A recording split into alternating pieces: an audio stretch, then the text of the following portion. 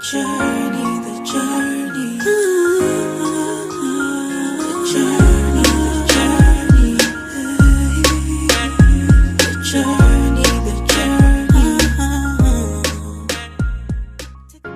Mami Chiao, Naminjo Tata, and brought the Journey TV show. So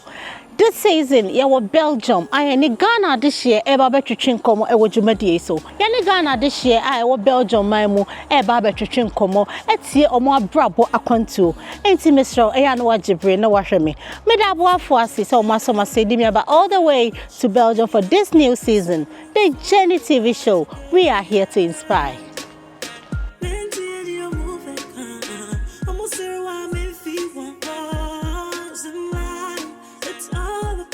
The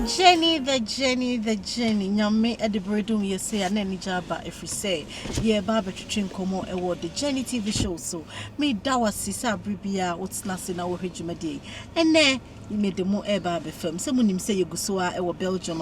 Yani empenny for or more Belgium and we are Ghana this year at Trichin Como. Now me send us your best sign at was so nine sana no. Mammy fast the PSC Emma Adom Tv. So Musoma sin and I watch you be a meeting the Jumadi ebro. A famous sponsors are so must give us clean care or so about CC na fee and your fe. We are now the time here by Mr to malaria and I say Dr. Time that's so you medima for Herba Center for see. Ya real beer a how piano when the bedan one more on show. I'm a bibia a kama. Nya dear forces a won't feel fine a bibia and queer miso. Pibi no mwati na obey a kama palm. And pen you forward Knoma TV and Adom TV and I saw me all the way to Belgium this season, bro. Mammy Chummy Honka job for one cratwo. Me ba ye beto so enko baby. Journey, the Yakwaje enkwato aba ogusua share the Journey wo Adom TV so and your guest na Mr Agyei Banahene or Belgium and ye ne baba twetwe nkomo etim patchot na se na yendin nkomo da akwaba ya obaba bibia no fa se prekupe bibia wo nyame adom bibia boko so jai ya boko mukuru e de se wi abomponi wi abo pa eni agi papa from ya papa jacket eni agi ankasa ya esa fi sama ne be de oh late die no my was nka aba be che oh okay see if frase ya no be next week o mu se be sa emu be enyu kakra next week mu be enyu kakra na se ye ne be ne de nura ne de bibia e kama because nura ne se de o tun se emu da ho pa ya bibia e kama bibia da ye mo akwa aba bi over the journey so yeni agi say yenyaw ewo ha sei se hwempanyifo a eba Europe a che wo Belgium ha yentimi nyi Mr Banahene emfremu nti se yabase a na ye ba besua ade afutuo ni ade a ewo se ye ba na no so be ebeto ato a adwen ene wo bekasa eti pacho ye kase Banahene kra Mr Banahene oye hwan ofri hin se na wakontu ni start Banahene ye nipa bia me free Ghana me Ghana ni na hwa na metra ko school ye bibia ya chire nsia bi hwa na metra bi na metra okay ti du me bia ko school ni ko ade bi commercial ti wi no am na che mani gise me babu chi ko na me bra panyini o Germany enti no me de to nanim no so okay ene meboa be na me penentem inti me rashiko Nigeria man koye adwuma na omzi efri bi Gaston ewo nantwie mu yekum nantwie na akoyi wo na hara no mu ho baabi ti me koye bi atoto ya de bagana na no pacho na mo de Gaston ye eba ye wia na ya post to Hong Kong ti de ko Hong Kong a na wo mu so my check okay no mo de and the woni de kura wo mu de okay yellow to say gold okay nantwie mu yekum nantwie a na furu mu ho baabi dia wo nantwie a wanyini pa no wo mbepɛ mu na dem ayese kusua yoku no wow tie ko press wo kakra TV nya ska kakra na me ba me sa ba Ghana edika no de ma obi se nko mfa memra eno disappoint me mama mo de adi musika wo na msi o me apaso bibi wo de sem kakra diment na Nigeria ho nyanya hwe na me diskan kakra ba Ghana timbe na mbe introduce kire me bra na me bra kire say okay manya bidie ne oboboa me e na oboa me ti sa bra no ma read connection ni nyina o Nigeria ti be say duru apa e na me di 1 month pe na me 2 year ti 2 year na ye be ikusi Moscow sa bra na communist oh Germany Moscow ya hinkrom ha ya there be Moscow country Moscow hey Moscow nsa abuchi so de mu bumpa how the communist okay ti house na cheap ticket ne connection na pio oh okay ti eja ye kodru Nigeria ye bibia wie ne to aso kodu Moscow ye ba eja yenim si ebedi aduru si e ka se aduru no modu yes ti se o ba be ka se bi aban no bibia si asalam nti ye tu ye kodu Moscow e twa one way e ticket kra so yenye Ghana ticket ya ko Trinidad ho baby Trinidad connection ni ye dey ba ye be so free enti ye ko do ho na eja Moscow fo so chi ye say ada na ekurukura sa ticket ni ade e ticket ye one way ne ye passport no mo chi ye na chi so mo say deport ye enti mu ho na ko frɛ panyin be na panyin say hey ye mo muta ye be boka sa bra communist wo muniska ti ye ya na o de o ye dey wo mu kan ye gum say ye nyina ye kofru pray that start grow Genesis gigi na ye dimbiri kai e kurukura bag ni e ni pa 11 ni e kofru ye ti e kofru ye be du Belgium na ne ba ti be du Belgium so eja wo mu passport ye na nyame ye madom ye no beto to passport nim play ni mu a ye nan so si e be du no anu wasi na ko no ateto passport enti wusi with that passport and once what yes that you did land so first 90 David descend so wo ba with that visa wakofo bi ti busa bi ana ujira na hwe obodi no ma ansa so no chere say so ma ansa so asalenda abra ya hura mani o no we no macho ya chew but wo Belgium ti acho kra yo so do Belgium it was asalenda say political assalam ti afeye wo ye ene ho anu mo twa police ni abechi say nyina wo mu na e pa nom die ko gu baby camp baby airport 20 afro edu asem a ibu sa wa de kronti a oba ho no aka wa asem de ato enti miko ewura dem na mi hu se obi atwere odan ho menuanom obia ofri Ghana okanitwi o watwere ni twi bodan ho ono ye de ni kofie o mu deport na kofie enti mi hu si atwere odo atwere ama ye ya yet wo sebu ye ena ye hwe dan menuanom se o ka se sabra na Jehovah Witness ene momo for run se pe machi wo mu no enti menuanom se o ka se problem bi adbe bi adu be kofie ni se o ka se we Jehovah ni ana momo ni aye po achi wo kan ya ndi ebegya tinache ye statement ye de ba se ahensam ne ade ni nyina o e wo se wo twiregu na ni nwoma de ade wo twira foforo fast tie ye ya ne me de tum ha momo no ando mu gi me tum se e case de ampa ne ye ya ye timi kan twetwere foforo ne de ne igya ye na che se ye gya okura ne ye izemi ni aba wow afena ye gya se ko Belgium re down ho da woko yes tinuansi ye bie mo ye bie say this is Belgium go anywhere you like na ehe na woko se woni obi a o ba no ho a me so me ni obi a me ko Germany to be TCV and my connection ko Germany to one madam fu de no kura obi address na me se ne bisira wa eni me nko was me fa wonko me so de mbeko abochelo e waji zakiana ti ono o try of far taxi obi produce be produce ba wura e say the active film no ene no wani abre do and die to be don no pe am so be say do ka che taxi driver say me nkobi na me say oh be dey come na ko dem here ya say the be iska no na otuye ti e ko na e ko so e bra bi o brothers e na o de ko camp detention camp nti hodo na eja ne metra ho be 7 months oh wow e ye make me highway be betra ha hadanka me seat pa ti menya address wo ha ba bia na wo but don't be free say wonya dan wo turn out until memra na ho be good I'm so okay the manager say where class wonya kura na kura ene me ni na the number that na kura mu won say where high 10 out 2300 and I has say 2001 na 0 million twa to na the city no nti ye de make nyina the same Ghana nka boka say chatrako baby amete no eti mete trasako wa say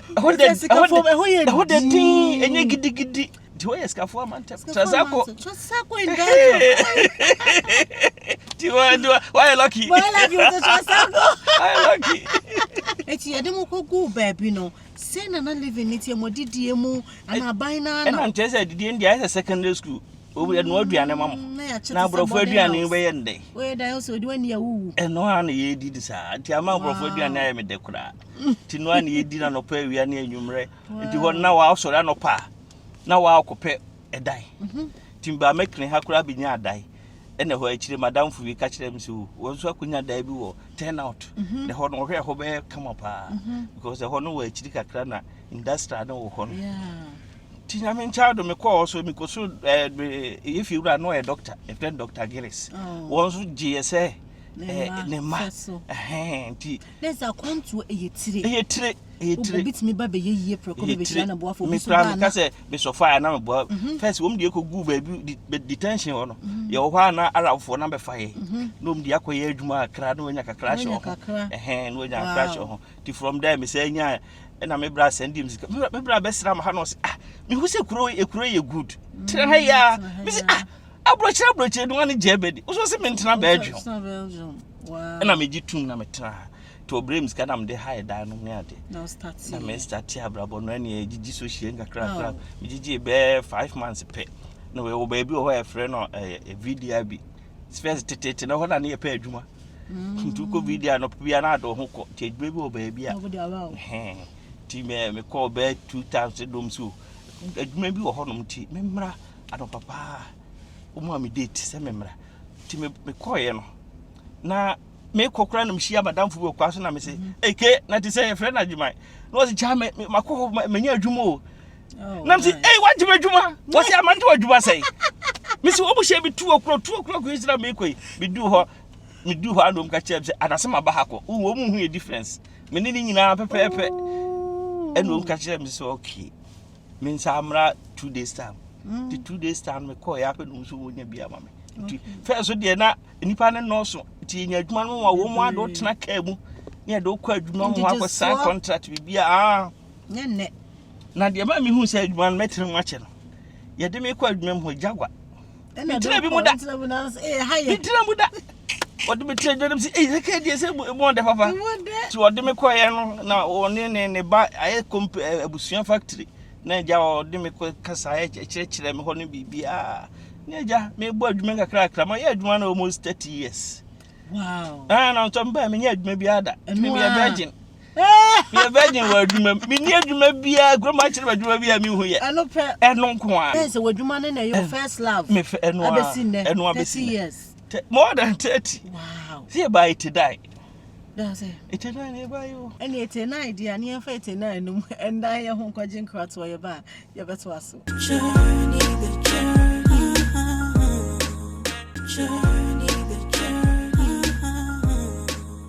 Yakwaji enkwato aba ogusu ehwede Jenny o Adom TV na me kai wo season here ye wo Europe Belgium na ye nimpanyifo Ghana this year wo ha etwetwe nkomo na me papa Mr Agyei Banahene na etwetwe nkomo all the way from Belgium to battle tinase ne ndi nkomo entida wo hwetete abrochire ni na abrochire ya nsesa ye ben pa ne ewom nsisaye omni se ibine se na me di kai kwa e fa so e de bae aha sisi no obi e ba abrochira mosu ni obi wa ha a oba be sine so na abrochira ni nyina ne de oba be sine so no advice would be ma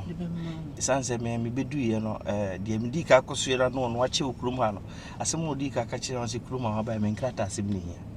I was a kwan bia me fa so abenya krata na wo say be fa so tipa time am start adwuma na wo say me try say betimi anya sika krata so nyina iska metimi e wo mi say aban na ma paper for tempera a me ditim be so wo say wo trempa dia e wo say utiminya krata iti asema